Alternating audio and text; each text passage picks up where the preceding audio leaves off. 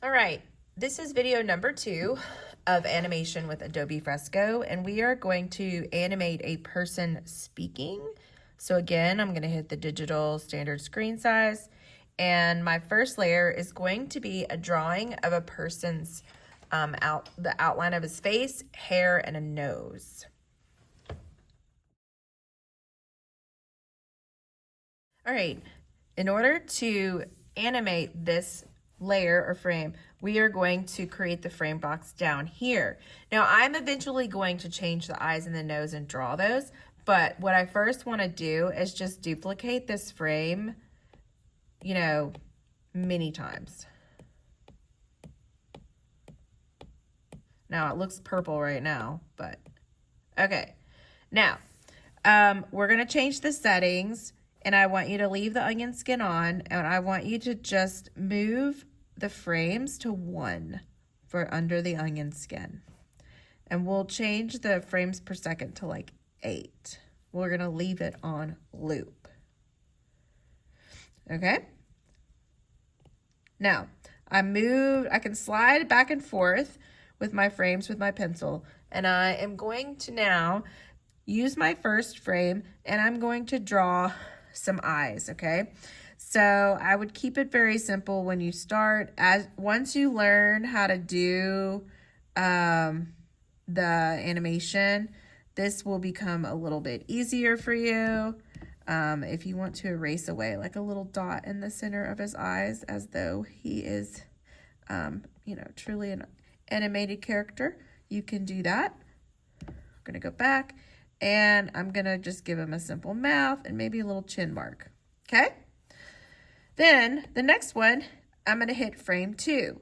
This is where the onion skin is showing in the purple, okay?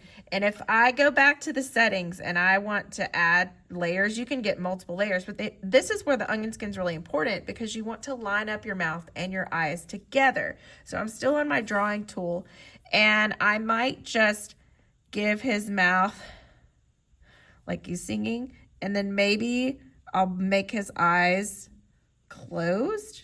We'll give him some eyelashes. You know what? I probably need to go back and do eyebrows because the eyebrows do help make them look different. So I think I'll just keep those eyebrows. See how I went back and you could see the onion skin below?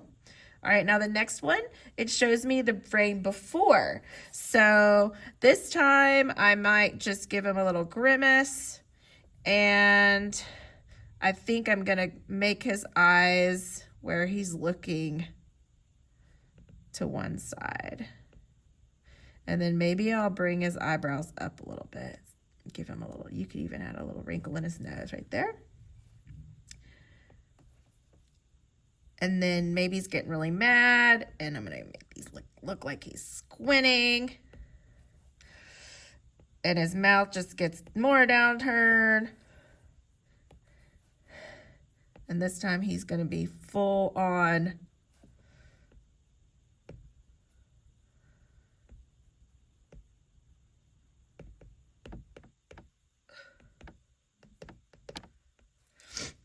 you just keep adding. So each frame you're going to change the eyes and then the mouth. But when I play it, you can see how it you're starting to kind of see how it changes it. And this is where you'll play with the timing of it. So just keep creating your frames.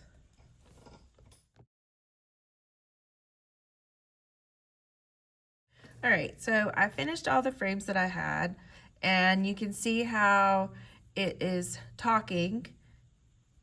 Now, this is another shortcut. If you wanted to, you could duplicate those frames and kind of pick them up like you do your layers and move them around. So if you have different expressions and you want to make it longer without having to use the loop, you're going to get a much better seamless transition between those, and you can just keep going. So you kind of want to think about how fast should it be going if he's talking, and I feel like going between 7 is probably pretty good. All right, at this point we are ready to export this one animated face. You're going to do publish and export, go to motion. You can title talking face. I don't care. You can give him a name if you want. One loop. It's only 2 seconds long, so you could make it longer if you want. Generate the frame. You can test it out, export, and save your video.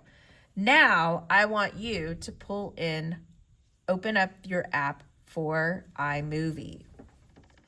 All right, to take your animation a little bit further, I wanted to add a new layer and show you the path animation. The difference is on this one you had many frames and you had to set the timing of your frame. But for this one, we're going to create the animation, set the animation button, and we're going to pick path. And what happens is I kind of zoomed out because I want to draw a path where this bee is going to fly. You can make it go fast if you want. You can change the percentage of how much it grows and shrinks as it moves around. You could actually create rotation if you see here. One of the things that I like to do is add multiples so you can have many bees flying around. You can adjust the scattering so it's a little bit more random. So there's a lot of different settings that you can play with when you're using the path animation option.